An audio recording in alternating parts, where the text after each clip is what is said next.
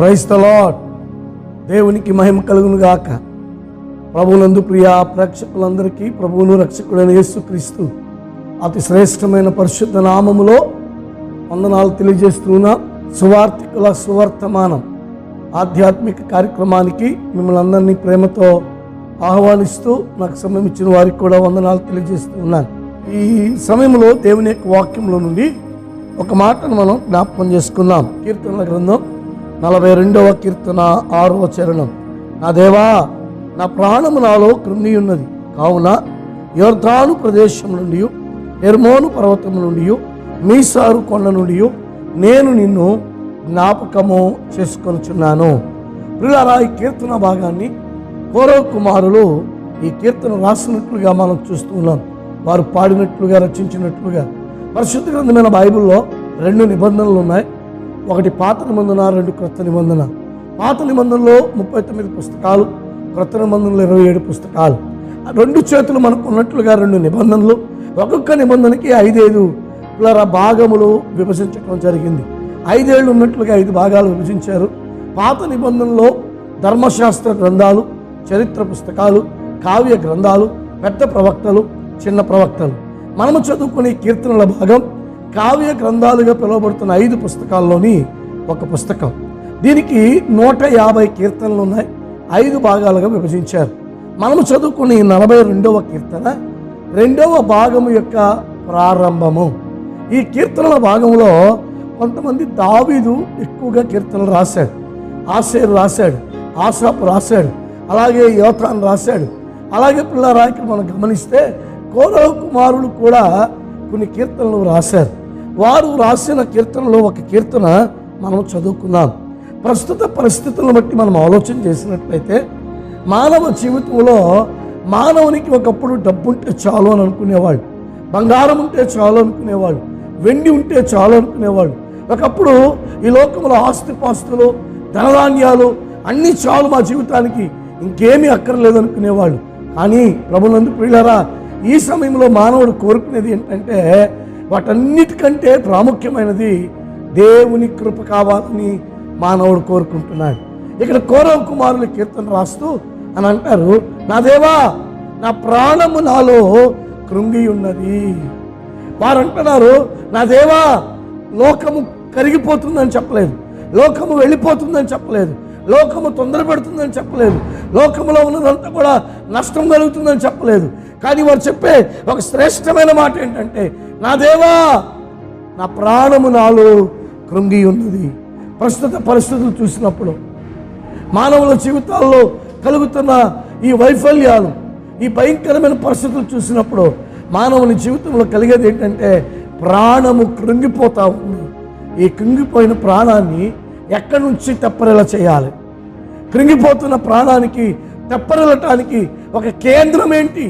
Bible గ్రంథం చెప్తున్న ఒక శ్రేష్టమైన మాట ఏంటంటే, భక్తుడు అంటాడు, కోరవ కుమారులు అంటారు, నా దేవా, నా ప్రాణము నాలో కృంగి ఉన్నది కనుక యొర్దాను ప్రదేశం నుండి, హెర్మోను పర్వతము నుండి, మీసారు కొండ నుండి నేను నిన్ను జ్ఞాపకము చేసుకొనుచున్నాను. దేవుని పిల్లలారా, ప్రాణము మనలో కృంగిపోయినప్పుడు, ప్రాణం మనలో వేసారిపోయినప్పుడు, ప్రాణం మనలో తొందర పెడుతున్నప్పుడు, అయ్యో కష్టాలు, నిందలు, అవమానాలు వచ్చినప్పుడు, ఒంటరి వారం అయిపోతున్నప్పుడు, అందరూ మనకున్నారు, అన్నీ మనకున్నాయి, నాకేంటి అనుకున్న సమయంలో అన్నీ మనల్ని విడిచి వెళ్ళిపోయినప్పుడు, అందరూ మనల్ని విడిచి వెళ్ళిపోయినప్పుడు మన జీవితాల్లో కలిగే ఒక నష్టం ఏంటో తెలుసా? మన ప్రాణము మనలో డీలా అయిపోతూ ఉంటుంది. డీలా అయిపోయిన మన ప్రాణాన్ని బాగు చేయడానికే యేసు లోకానికి వచ్చాడు. భక్తుడు అంటాడు, నా ప్రాణము నాలో కృంగినప్పుడు యొర్దాను ప్రదేశము నుండి, హెర్మోను పర్వతము నుండి, మీసారు కొండ నుండి నేను నిన్ను జ్ఞాపకం చేసుకుంటాను. ఈ ప్రాంతంలో 3 ప్రాంతాల గురించి చెప్తాడు. యొర్దాను ప్రదేశము. ఈ సమయంలో యొర్దాన్ అంటే ఏంటి, దాని వలన మానవ జీవితాల్లో ఏమేమి జరుగుతాయో కొన్ని మాటలు చెప్పడానికి నేను ఆశపడుతున్నాను. యొర్దాను అన్న మాటకు అర్థం ఏంటంటే, అది ఒక నదీ పరివాహకపు ప్రాంతపు యొక్క పేరు. వడిగా ప్రవహించేది, ఒంటరిగా ప్రవహించేది, దేనిని కలుపుకుని వెళ్ళేది కాదు. కానీ ఏదైనా వచ్చి దీనిలో కలుస్తాను అంటే ఇది కలవమంటది. రెండవది దేవుని తీర్పుకు సాదృశ్యం. ఏదైనా జరిగితే దానిలో తీర్పు అనేది కనపడతా ఉంటుంది. ఈ రెండు అర్థాలు కలిగిన యోర్దాను ప్రదేశం, లిటరల్గా యోర్దాను ప్రదేశం అని పిలుస్తున్నాం, కానీ చెప్పాలంటే మామూలుగా అయితే ఇది దేవుని సన్నిధికి సాదృశ్యం, దేవుని మందిరానికి సాదృశ్యం. దేవుని మందిరాన్ని ఎవరు వచ్చారో వారు ఏమవుతారంటే దీవించబడతారు, ఎవరు వచ్చారో వారు ఆశీర్వదింపబడతారు, ఎవరు వచ్చి ఆయన పాదముల చెంత చేరతారో వారి జీవితాల్లో గొప్ప కార్యం ప్రభు జరిగిస్తారు. దేవుని వాక్యంలో నుండి కోరవ కుమారులు అంటారు, నా ప్రాణము నాలో తొందరపడినప్పుడు, నా ప్రాణము నాలో కృంగిపోయినప్పుడు, నా ప్రాణము నాలో వేదన చెందుతున్నప్పుడు, నా ప్రాణము నాలో పోరాటం చేస్తున్నప్పుడు నేను ఎక్కడికి పరిగెడతాను అంటే హైకోర్టుకో సుప్రీంకోర్టుకో పరిగెడతాను అంటలా, లేకపోతే నాకున్న బ్యాంక్ దగ్గరికి పరిగెడతాను అంటలేదు, నాకున్న లాకర్స్ దగ్గరికి పరిగెడతాను అంటలేదు. నేను పరిగెత్తేది యోర్దాను ప్రదేశానికి పరిగెడతాను. ఆత్మ సంబంధంగా చెప్పాను, యోర్దాను ప్రదేశం దేవుని సన్నిధి.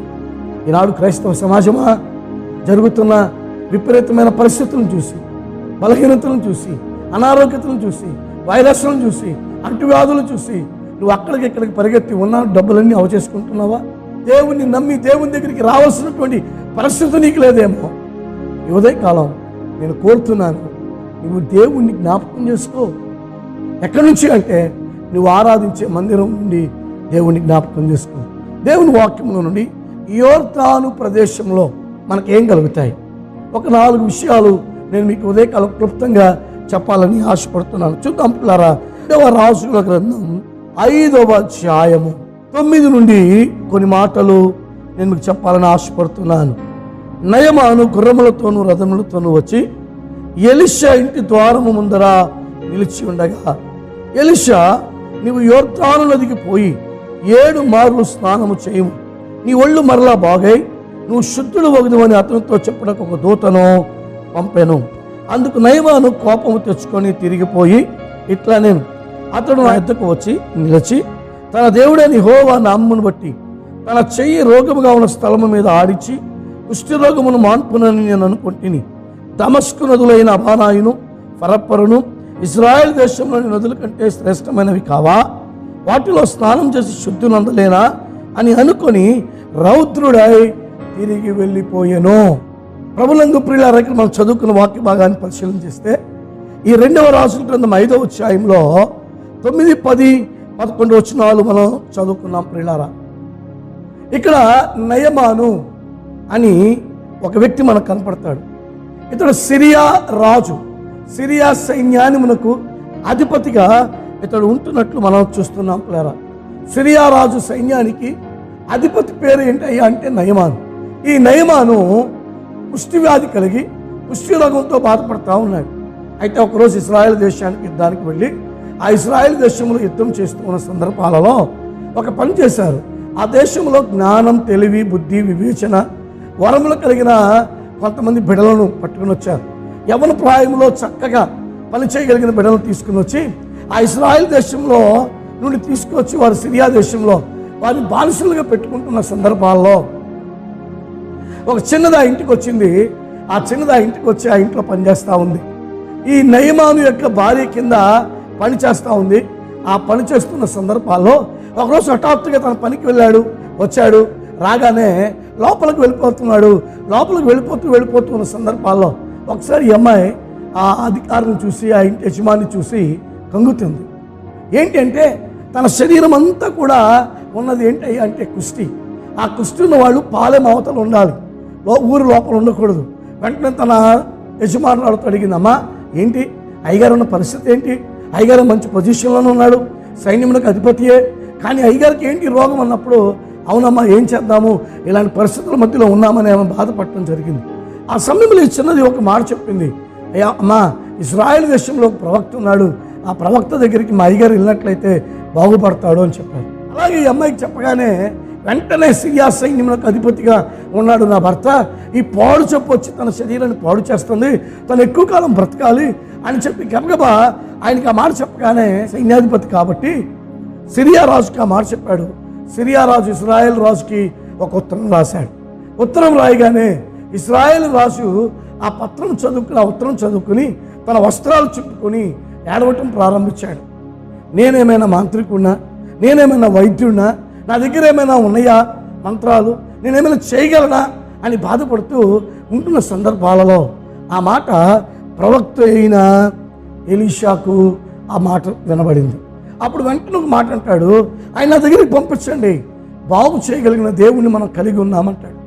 సిరియా రాజు సైన్యాధిపతి వచ్చి ఎలీషా దగ్గర నిలబడగానే ఎలీషా అంటాడు, నీవు పోయి యోర్దానులో 7 మార్లు మునుగు అంటాడు. వెంటనే తన కోపం వచ్చింది. కోపం వచ్చి, ఇశ్రాయేల్ దేశంలోని నదుల కంటే మా నదులు గొప్పవి కదా, మా నదులు చాలా శ్రేష్టమైనవి కదా, నేను మునగను, నేను లోబడను, నేనేమి చేయను అని చెప్పి కోపంతో తిరిగి వెళ్ళిపోతున్న సందర్భాల్లో ఆ పనబ్బాయి అంటాడు, ఏమన్నా చేయమంటే చేస్తావు కదయ్యా, ఇది ఒకసారి చేయరాదు. వెళ్ళాడు. పిల్లారా, యోర్దాను నదిలో ఒకసారి మునిగాడు, స్వస్థత రాల. 2 సార్లు మునిగాడు, స్వస్థత రాల. 3వసారి మునిగాడు, స్వస్థత రాల. 4, 5, 6 సార్లు మునిగాడు, స్వస్థత రాలా. అనుకుంటున్నాడు, ఇంకొకసారి ఉంది, మునుగుతాను, నేను ఉద్యోగంలో పీకేస్తాను. ఇతరు అనుకుంటున్నాడు, నీ రోగం బాగుపడితే నేను కంటిన్యూ అవుతాను, బాగుపడకపోతే నేను నీ గుడ్ బై చెప్పి వెళ్ళిపోతాను అనుకుంటున్నాడు. బైబిల్ గ్రంథం చెప్తున్న ఒక శ్రేష్టమైన మాట ఏంటంటే 5వ అధ్యాయంలో 13వ వచనంలో 14వ వచనం మనం చదివితే, అతడు పోయి దైవజనుడు చెప్పినట్లు యోర్దాను నదిలో 7 మారులు మునగగా అతని దేహము పసిపిల్ల దేహము వలెనై అతడు శుద్ధుడాయను. అందరం స్తోత్రం చెప్దాం, హల్లెలూయా. బైబిల్ గ్రంథం చెప్తున్న మాట, ఎప్పుడైతే ఎలీషా చెప్పినట్లుగా నయమాన్ వచ్చి 7 సార్లు మునిగి లేచాడో అతని దేహం ఏమైపోయిందో తెలుసా అండి? సగం తగ్గిందని లేదు, 50% తగ్గిందని లేదు, లేకపోతే పై మాత్రమే తగ్గింది, కింద అలాగే ఉందని లేదు, లేకపోతే ఒక సైడ్ మాత్రమే తగ్గిందని లేదు. బైబిల్ చెప్తున్న మాట 14వ వచనం అంటాడు, అతని దేహము మొత్తము పసిపిల్ల దేహము వలె ఐశుద్ధుడయ్యాడు. ఈరోజు మొట్టమొదటిగా దేవుని యొక్క లేఖనములో నేను చెప్పే మాట ఏంటంటే, యోర్దానులో దేవుని సన్నిధికి నువ్వు వచ్చి సంపూర్ణంగా దేవునికి లోబడితే మొట్టమొదటిది నీకు స్వస్థత పూర్తిగా ప్రభు ఇవ్వబోతున్నాడు. నమ్మిన వారి స్తోత్రం చెప్దాం, హల్లెలూయా. దేవుడు ఏమిస్తాడయ్యా అంటే స్వస్థత. ఈరోజు స్వస్థత ఇవ్వటానికి అనేకమైన హాస్పిటల్స్ నీకు ఉండొచ్చు, నీ దగ్గర డబ్బున్న కొద్దీ నువ్వు ఖర్చు చేయొచ్చు. కానీ ఇదిగో దేవుని సన్నిధికి నువ్వు వస్తే, ఆయన సన్నిధిలో నువ్వు సంపూర్ణంగా లోబడితే, సంపూర్ణంగా విధేయత చూపితే, సంపూర్ణంగా ఆయన మాటకు నువ్వు అక్షరాల విధేయత చూపితే మొట్టమొదటి ఆశీర్వాదం ఏంటంటే స్వస్థతను దేవుడు నీకు అనుగ్రహించబోతున్నాడు. ఈ ఉదయకాల సమయంలో యోర్దానులో ఉన్న ఆశీర్వాదం ఏంటంటే స్వస్థతను ప్రభు నీకు ఇవ్వబోతున్నాడు. అందుకని అంటాడు, యోర్దానికి పోయి 7 మార్లు మునుగు. ఆ బైబిల్ చెప్తున్న మాట తెలుసా? అతడు మునిగి లెగవగానే అతని దేహం ఏమైపోయిందంట? పసిపిల్ల దేహము అనేనాయి. ఈ రోజున మాటలు వింటున్న ప్రియులారా, ఇప్పటి వరకు ఎన్నెన్నో చేశావేమో, ఈ ఒక్కసారి దేవుని సేవకునిగా బ్రతిమలాడుతున్నాను, దేవుని చిత్తానికి లోబడి, దేవుని సేవకులు చెప్పిన మాటకు విధేయత చూపు, దేవుని వాక్యానుసారంగా జీవించు. నీ జీవితంలో ఎన్నడూ చూడలేని ఆరోగ్యాన్ని, చూడలేని అద్భుతాన్ని, చూడలేని ఆశ్చర్యమైన కార్యాలు నా ప్రభు నీ జీవితాల్లో చేయబోతున్నాడు. సోదరుల సోదరి, ఉదయకాలం ఒక మాట చెప్పనివ్వండి, నీకు స్వస్థత ఇవ్వటానికి దేవుడు సిద్ధంగా ఉన్నాడు. నువ్వు సంపూర్ణంగా లోబట్టడానికి సిద్ధంగా ఉన్నావా? నయమానికి కోపం వచ్చింది. అతడు వచ్చి నా నెత్తి మీద మొదలుకొని నీ అరికాలు వరకు చేయి పెట్టి తాగుతాడేమో, ఏదో చేస్తాడేమో అనుకున్నాను. కానీ వెళ్ళి యోర్దానులో మునగమంటాడేంటి? ఈరోజు నిజమే, నీ జీవితంలో కూడా ఎన్నెన్నో ఆచారాలు ఆచరించావేమో. దేవుని సన్నిధికి రమ్మంటే అది మాకు సంబంధించింది కాదు అనుకుంటున్నావేమో. ఈరోజు ఆయన సన్నిధి నేను స్వస్థపరుస్తుంది.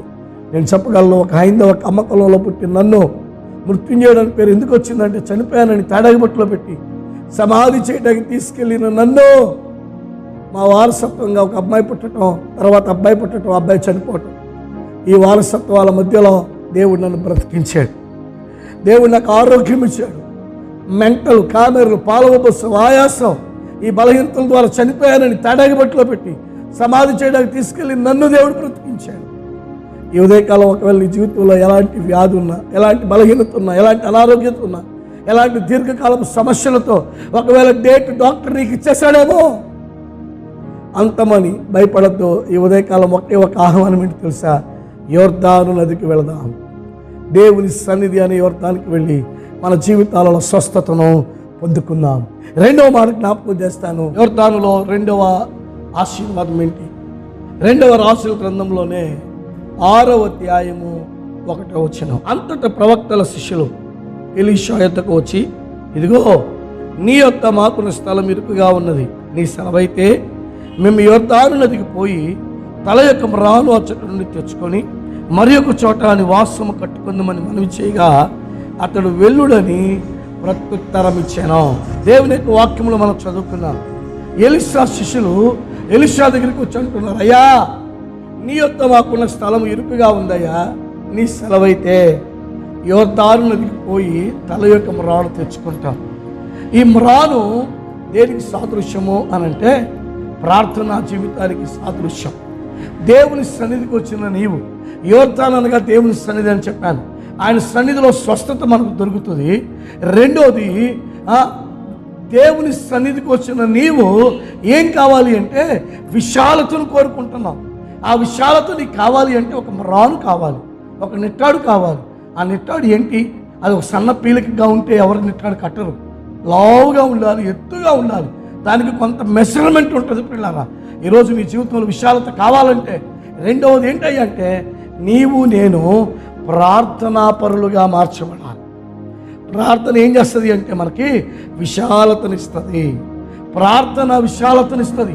అందుకనే ఎలీషా శిష్యులు అంటారు, నీ యొద్ద మాకున్న స్థలం ఇరుకుగా ఉంది, ఇటు జరిగి నాకు కొట్టుకుంటున్నా, మరి జరిగి నాకు పొడుచుకుంటున్నా, ముందుకు వెళ్ళలేకపోతున్నా, వెనక్కి వెళ్ళలేకపోతున్నా, ఇదిగో నువ్వు మాకు సెలవివ్వు, యోర్దాను నదికి పోతావు. నా మాటలు వింటున్న ప్రియులరా, క్రిస్మస్ పండగకో, ఈస్టర్ పండగకో, గుడ్ ఫ్రైడేకో, లేకపోతే నెల ఒకసారి పాస్టర్ గారి ఇంటికి వస్తాడు, ఆయనకి దశభాగం ఇస్తున్నాం, ప్రతిఫలాలు ఇస్తున్నాం, ప్రతిష్టార్పణ ఇస్తున్నాం. సంవత్సరానికి 3 లేదా 4 సార్లు మాత్రమే పురాతన కాలంలో యెరూషలేము వెళ్ళినట్లుగా మేము దేవాలయానికి వెళతాము, మేము మిగతా రోజులు వెళ్ళమనుకోవద్దు. నీవు దేవుని సన్నిధికి మాటికి వెళ్ళటం ద్వారా, దేవుని సన్నిధిలో ప్రార్థన చేయడం ద్వారా ఏం కలుగుతుందంటే నీ కుటుంబానికి విశాలతను దేవుడిస్తాడు. నీ కుటుంబానికి విశాలతను దేవుడిస్తాడు. నీ ఆర్థికపరమైన విశాలతను ప్రభు ఇస్తాడు. ఎలాంటి అప్పులు నీకున్నా, ఎలాంటి సమస్యలు నీకున్నా, ఎలాంటి నిందలు నీకున్నా, ఎలాంటి అవమానాలు నీకున్నా, ఎలాంటి భయంకరమైన పరిస్థితుల మధ్యలో నువ్వు వెళ్ళవలసి వచ్చినా నా ప్రభు నీకేమిస్తాడో తెలుసా? విశాలతనిస్తాడు. అందుకని అంటారు, అయ్యా నీ యొద్ద మాకున్న స్థలం ఇరుకుగా ఉందయ్యా. కీర్తనకారుడు అంటాడు, ఇరుకునందుండి నేను మొరపెట్టగా విశాల స్థలం నువ్వు నాకు ఉత్తరం ఇచ్చింది. మాటలు వింటున్న ప్రియులారా, ఎందుకు బాధపడుతున్నావు? ఎందుకు వేదన చెందుతున్నావు? ఎందుకు కష్టం అనుకుంటున్నావు? ఎందుకు జీవితాన్ని ముగించాలనుకుంటున్నావు? ఇక చాలు, బ్రతికిన దినాలు, అనుభవించిన దినాలు చాలని ఎందుకు అనుకుంటున్నావు? ఇదిగో 2020 సంవత్సరాల క్రితం నీ కొరకు కల్వరి శిలువలో యాగమైన యేసు ప్రభు ఇంకా సజీవుడిగా ఉన్నాడు. ఆయన అంటున్నాడు, ఇదిగో నేను నీకు విశాలత ఇస్తాను.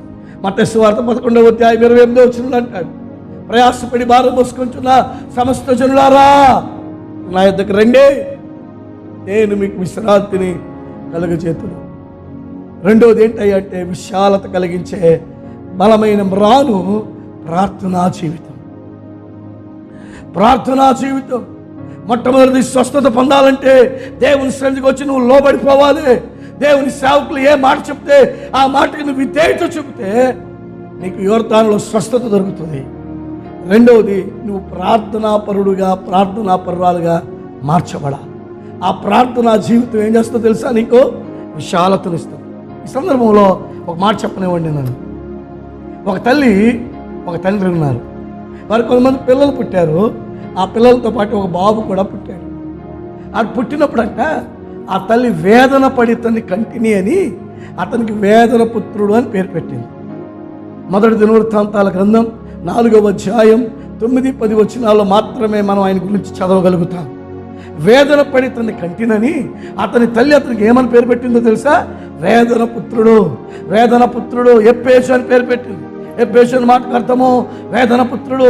ఈ వేదన పుత్రుడు పెద్ద అయిన తర్వాత, పెరిగిన తర్వాత, వచ్చిన తర్వాత అందరూ వేదన పుత్రుడు వేదన పుత్రుడు అని పిలుస్తూ ఉంటే బాధపడలేదు. కానీ అప్పుడు వెళ్ళి అమ్మా నాన్నతో తెప్పలాడలేదు, కానీ ఒకే ఒక పని చేశాడు.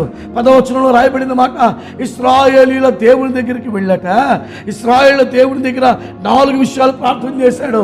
నిశ్చయముగా నన్ను ఆశీర్వదించు, నా సరిహద్దును విశాలపరచు, కీడు రాకుండా నన్ను తప్పించు, నీ చేయి నాకు తోడుగా ఉండ దయచేయి అని మనవి చేయగా యెహోవా అతడు చేసిన మనవి ఆలకించెను. నా మాటలు వింటున్న ప్రియ దేవుని పిల్లలారా, వారసత్వంగా రూపాయి లేదండి మాకు అని బాధపడుతున్నావా? నా పితరులు, నా బంధువులు, నా రక్ష బంధువులు, నా తల్లిదండ్రులు ఉట్టి హస్తాలతో, ఉట్టి చేతులతో నన్ను పంపించారండి. నాతోటి సేవకులారా, ఉట్టిగా నేను వచ్చి దున్నుకున్నానండి ఈ భూమిని, దేవుని దర్శనాన్ని బట్టి దున్నుకున్నానండి, నాకు సహాయం చేసేవారు లేరు అనుకుంటున్నావా? ఇదిగో నా ప్రభు అంటాడు, ఆయన నీకు సహాయం చేయవాడు. వేదన పుత్రుడి జీవితంలో ఆశీర్వాద పుత్రుడిగా మార్చాడు. అతడు చేసిన మనవి యెహోవా అతనికి దయచేశాను. ఈరోజు నీ జీవితంలో కూడా విశాలత లేదని బాధపడద్దు, దేవుడు నీకు ఇచ్చాడు బలమైన మ్రాను. అది ప్రార్థన ఆ జీవితానికి సాదృశ్యం. ప్రార్థన కాలము బహుప్రియమాయెను, బహుప్రియమాయెను, సార్థకమాయెను దేవుని వాక్యము, దేవుని వాక్యము. ప్రార్థన కాలము బహుప్రియమాయెను, బహుప్రియమాయెను, సార్థకమాయెను దేవుని వాక్యము, దేవుని వాక్యము. ప్రార్థనలే బలిపీఠములాయెను, ప్రార్థనలే బలిపీఠములాయెను. జయమాని పాడేదను, నా విజయము పాడేదను, నా విజయము పాడేదను. ప్రభునందు ప్రియులారా, ఈ రోజుల్లో మనం మర్చిపోయే ఇంకొక అంశం ఏంటయ్యా అంటే ప్రార్థన. ప్రార్థన చేయడానికి మనకు టైం ఉండట్లేదు. యోర్దానులో దొరికే ఆశీర్వాదం ఏంటి? యోర్దానులో ఉన్న దీవెన ఏంటి అంటే, ఒకటి స్వస్థత, రెండవ దీవెన ఏంటి తెలుసా? ప్రార్థన. బలమైన మ్రాను, విశాలతనిచ్చే మాను. ఈరోజు నీకు విశాలత కావాలా? విడుదల కావాలా? నెమ్మది కావాలా? స్వస్థత కావాలా? ఆరోగ్యం కావాలా? ధనాభివృద్ధి కావాలా? సంతానాభివృద్ధి కావాలా? చపద పాలు చేస్తూ నీ జీవితాన్ని నష్టపరుచుకున్నావేమో. ఈ ఉదయకాలం నీకు ఒక ఆశీర్వాదకరమైన మాట చెప్తున్నాను. యోర్దాను ప్రదేశానికి రా, నీ కొరకు కన్నీరు కాల్చి ప్రార్థించే నీ సేవకుల దగ్గరికి వెళ్ళు. ఆ స్థలంలో నీకేముంటుంది అంటే విశాలత కలిగించే మ్రాను ఉంటుంది. దాన్ని పట్టుకో, ప్రార్థనా జీవితాన్ని అనుభవించు. ఆ ప్రార్థన కాలం నీ జీవితానికి అద్భుతం. అపొస్తలుల కార్యగ్రంథం 3వ అధ్యాయంలో మనం చదివితే పగలు ఇంచుమించు 3 గంటల సమయంలో అక్కడ ఒక మాట ఉంది. ప్రార్థనా కాలమున పేతురు యోహానంట దేవాలయంలోకి ఎక్కి వెళుచుండగా పుట్టినది మొదలుకొని కుంటివాడు ఒకడు పడి ఉన్నాడు. వారి దగ్గర దొరుకుతాయేమన్నాడు, కానీ ప్రార్థనకు వెళుతున్న వారు ఏమి ఇచ్చారో తెలుసా? వెండి బంగారము మా యొద్ద లేవు, కానీ మాకు కలిగిందే నీకు ఇచ్చుచున్నామన్నారు. లేచి నడిచాడంటే పుట్టిన కుంటోడు స్వస్థతను పొందాడు. ఈరోజు ప్రార్థన మనకు ఒక స్వాభావికంగా మారిపోవాలి, ఒక అలవాటుగా మారిపోవాలి. ఒక ఆధ్యాత్మికమైన కార్యక్రమంలో ప్రార్థన మనల్ని వదలకుండా ఉండాలి. పిల్లలు, ఈరోజు విశాలతను కలిగించే రెండవ మ్రాను ఏంటయ్యా అంటే బలమైన ప్రార్థనా జీవితం. ఈ విషయాన్ని యోర్దానులో ఉన్న 3వ ఆశీర్వాదాన్ని నేను మీకు చెప్పాలని ఆశపడుతున్నాను. 2వ రాజుల గ్రంథం 2వ అధ్యాయం 13-14 వచనాలు. మరియు ఏలియా దుప్పటి కింద పడగా అతడు దాన్ని తీసుకుని యోర్దాను నదికి వచ్చి నిలిచి ఒంటి మీద నుండి కింద పడిన ఆ దుప్పటి పట్టుకొని నీటి మీద కొట్టి, ఏలియా యొక్క దేవుడని యెహోవా ఎక్కడ ఉన్నాడని అతడు దుప్పటితో నీటిని కొట్టగా అది ఇటు అటు విడిపోయినందున ఎలీషా అవతల ఎటునకు నడిచిపోయాను. ఏలియా ఎలీషా ఇద్దరు కలిసి ప్రయాణమయ్యారు. ఏలియా అన్నాడు ఎలీషాతో, దేవుడు నన్ను గిల్గాలుకు వెళ్ళమంటున్నాడయ్యా అని. గిల్గాల్లో నుండి వారు వెళుచున్నారు. గిల్గాల్లో నుండి వారు వెళుతుండగా అన్నాడు, దేవుడు నన్ను బేతేలుకి వెళ్ళమన్నాడు అన్నాడు. యెహోవా చెవుముతోడు నీ చెవుముతోడు నేను విడిచిపెట్టను, నీతో వస్తానన్నాడు. బేతేలుకు వెళ్ళారు. బేతేలు నుండి మరలా వారు ఎక్కడికి వెళ్ళారు అంటే ఎరుకోకు వెళ్ళారు. ఎరుకోకు వెళ్ళిన తర్వాత మరలా అక్కడి నుంచి దేవుడు నన్ను యోర్దానికి పొమ్మంటున్నాడయ్యా అన్నాడు. సరే నేను వస్తాను యోర్దానికి అన్నాడు. మళ్ళా యోర్దానికి వెళ్ళాడు. ఏలియా ఎమ్మట ఎలీషా, ఏలియా వెమ్మట ఎలీషా యోర్దానికి వెళ్ళాడు. యోర్దానికి వెళ్ళిన తర్వాత అన్నాడు, నీకేం కావాలని నన్ను వెంబడిస్తున్నావు? నాకు 2 పాళ్ళ అభిషేకం కావాలి. వెంటనే అన్నాడు, ఇదిగో నేను ఆరోహణమయ్యే సమయం ఆసన్నమైంది, ఒకవేళ నువ్వు నన్ను చూస్తే తప్ప అది పొందుకోలేమని చెప్పారు. వారు ఇంకనూ వెళ్ళుచు మాట్లాడుచుండగా గుర్రములు వచ్చాయి, అగ్ని రథములు వచ్చాయి, వారిద్దరిని వేరు చేశాయి. ఏలియా ఆరోహణమైపోయాడు. ఎలీషా తిరిగి వస్తున్నాడు. అక్కడ ఒక చోట నిలబడ్డాడు యోర్దాను నది దగ్గర. పైనుండి పడిన ఏలియా దుప్పటి తీసుకుని వస్తూ ఆ దుప్పటిని పట్టుకుని ఆ యోర్దాను నదిని కొట్టగానే ఆ నది ఏమైపోయిందని దేవుని వాక్యం సెలవిచ్చిందంటే 2 పాయలు అయిపోయింది. ఈరోజు దేవుని పిల్లలారా, దేవుని సన్నిధికి వచ్చిన నీవు చాలా సమస్యలతో రావచ్చు, భారభరితంగా రావచ్చు, వేదనతో రావచ్చు, నిట్టూర్పుతో రావచ్చు, తిరుగుబాటు మనసుతో రావచ్చు, దుఃఖముతో రావచ్చు, హేళనతో మాట్లాడవచ్చు. వచ్చి నీకు జరిగే ఒక అద్భుతం ఏంటి తెలుసా? ఆయన సన్నిధికి వచ్చిన నీకు శక్తి కలిగిన అభిషేకాన్ని దేవుడిస్తాడు. ఎప్పుడైతే ఏలియా దుప్పటి తీసుకుని కొట్టాడో, అక్కడ బైబిల్లో చెప్తున్న మాట, అది ఇటు అటు విడిపోయినందున ఎలీషా నడిచి వెళ్ళిపోయాడు. ఈరోజు నీ సమస్య 2 పాయలు అయిపోవాలి. నీ సమస్య నీకు ముందు నిలబడటానికి వీల్లేదు. అది నిలబడకుండా ఉండాలి అంటే దేవుని సన్నిధిలో ఏముందంటే శక్తి కలిగిన అభిషేకము. ఈరోజు ఎందుకని దేవాలయానికి రమ్మని ఎందుకు పిలుస్తున్నాం? ఎందుకు దేవుని ఆరాధించడానికి దేవుని సేవకులు ఉద్యోగాలు వదులుకొని, వ్యాపారాలు వదులుకొని, వారికి ఉన్న హోదా వదులుకొని, వారికి ఉన్న మంచి మంచి లగ్జరీ లైఫ్ వదులుకొని, గొప్ప గొప్ప ఇల్లు వాకిళ్ళు వదులుకొని, దేవుడిచ్చిన దర్శనాన్ని బట్టి ఆయా ప్రాంతాలకు వచ్చి దేవుని సువార్తను నానేవారు ఎవరో లేకపోయినా చెప్తున్నారు. కారణం ఏంటో తెలుసా? ఈ సువార్తలో ఏముంది? దేవుని సన్నిధిలో అంటే శక్తి కలిగిన అభిషేకం. యోర్దానులో ఉన్న 3వ ఆశీర్వాదం ఏంటంటే శక్తి కలిగిన అభిషేకం. ఈరోజు నా మాటలు వింటున్న ప్రియులారా, నీ జీవితంలో శక్తి లేకుండా ఉన్నావా? యెషయా గ్రంథం 35వ అధ్యాయంలో ఒక మాట అంటాడు, తుట్టిల్లు మోకాళ్ళను బలపరచుడి, తత్తరిల్లు హృదయాలు తిట్లనుడి, ధైర్యం వహించుడి, మీ దేవుడు ఏం చేయుచున్నాడు. ఈరోజు నా మాటలు వింటున్న ప్రియులారా, 3వది శక్తి కలిగిన అభిషేకం. అందుకంటాడు, నా ప్రాణం నాలో కరిగిపోయినప్పుడు, నా ప్రాణం నాలో తొందరపడినప్పుడు, నా ప్రాణం నాలో వేదారిపోయినప్పుడు నేను ఎక్కడికి పరిగెడతాను అంటే యోర్దానుకు పరిగెడతాను. యోర్దానులో స్వస్థత ఉంది, యోర్దానులో విశాలత ఇచ్చే ప్రార్థన బలమైన ప్రార్థనా జీవితం ఉంది. 3వది యోర్దానులో ఏముందో తెలుసా? ఎత్తబడే అనుభవం ఉంది. 4వదిగా యోర్దానులో ఏముంది? 2వ రాజుల గ్రంథం 2వ అధ్యాయం 6వ వచనాన్ని మనం చదువుకుందాం. యెహోవా నన్ను యోర్దానుకు పొమ్మని సెలవిచ్చి ఉన్నాడు. అంతటా ఏలియా, యెహోవా నన్ను యోర్దానుకు పొమ్మని సెలవిచ్చి ఉన్నాడు గనుక నువ్వు దయచేసి ఇక్కడ ఉండమని ఎలీషాతో అనగా, అతడు యెహోవా జీవముతోడు నీ జీవముతోడు నేను నిన్ను విడువనని చెప్పాను కనుక వారిద్దరూ ప్రయాణమై సాగి వెళ్ళిరి. 11వ వచనం, వారు ఇంకా వెళుచు మాట్లాడుచుండగా ఇదిగో అగ్ని రథమును అగ్ని గుర్రములను కనబడి వీరిద్దరిని వేరు చేశాను. అప్పుడు ఏలియా సుడిగాలి చేత ఆకాశములకు ఆరోహణమాయను. ప్రభునందు ప్రియులారా, యోర్దానులో ఏముంది? ఏ ఆశీర్వాదం ఉంది? ఏం దీవెన ఉందంటే 4వది ఏలియా ఎలీషా ఇద్దరు ప్రయాణమై వెళుతున్నారు. ఎరుకో నుండి ప్రారంభమైంది వారి ప్రయాణం. ఎరుకో నుండి బేతేలుకు వచ్చారు. పిల్లరా, వారు గిల్కాల నుండి బేతేలుకు వచ్చారు, బేతేలు నుండి ఎరుకోకు వచ్చారు, ఎరుకో నుండి యోర్దానుకు వచ్చారు. ఆ యోర్దానులో అంటున్నాడు, ఇదిగో దేవుడు నన్ను తీసుకెళ్ళబోతున్నాడు అబ్బాయి, ఓ శిష్యుడా, దేవుడు నన్ను ఎత్తుకెళ్ళబోతున్నాను, వెళ్ళిపోతున్నాను అని అంటున్నప్పుడు వారిద్దరు ప్రయాణమే వెళుతుండగా అగ్ని రథములను అగ్ని గుర్రములను వచ్చి వారిద్దరిని ఏం చేశాయంటే వేరుపరిచాయి. నా మాటలు ఉంటున్న ప్రియులరా, ఈ భయంకరమైన పరిస్థితుల మధ్యలో ఏ సమస్యలు, ఏ కష్టాలు, ఏ అవమానాలు, ఏ నిందలు, ఏది కూడా నీ జీవితంలో దేవుని నుండి వేరుపరచడానికి వీల్లేదు.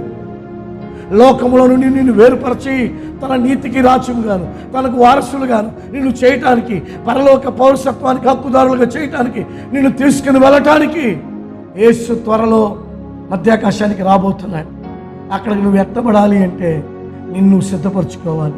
వారిద్దరు ప్రయాణమే వెళుతుండగా 4వది యోర్దానులో ఆశీర్వాదం ఏంటి తెలుసా? ఎత్తబడే అనుభవం. ఏలియా ఎత్తపడ్డాడు యోర్దానులో. ఈరోజు నువ్వు కూడా దేవుని సన్నిధికి వస్తాను, నీవు దేవుని మాటలు వింటాను, నీవు దేవుని సేవకుల మాటలు విని దేవుని సేవకులు చెప్పినట్టు నడిచి దేవుని సేవకులకు లోబడితే దేవుని సేవకులు నీకు బ్రతిమలాడుతున్నాను. 4వ ఆశీర్వాదం, ఉన్న పాటను నువ్వు ఎత్తబడబోతున్నావు.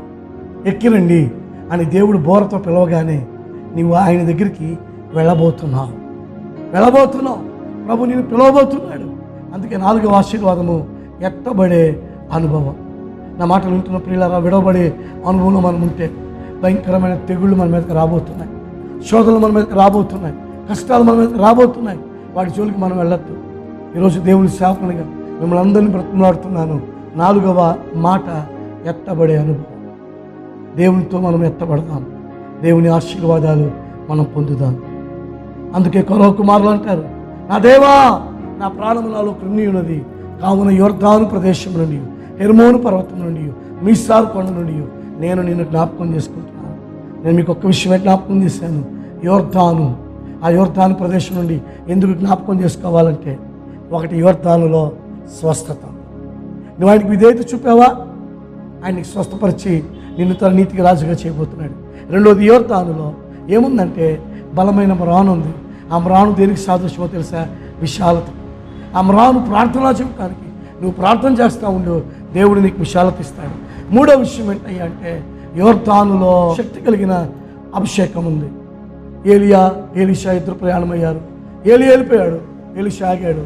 ఆ పళ్ళని తుప్పటి తీసుకొచ్చి కొట్టగానే 2 పాయలు అయిపోయింది. ఈరోజు నీ సమస్య కూడా ఛేదించబోతున్నావు. ఈ నూతన సంవత్సరంలో దేవుడు కార్యం చేయబోతున్నాడు.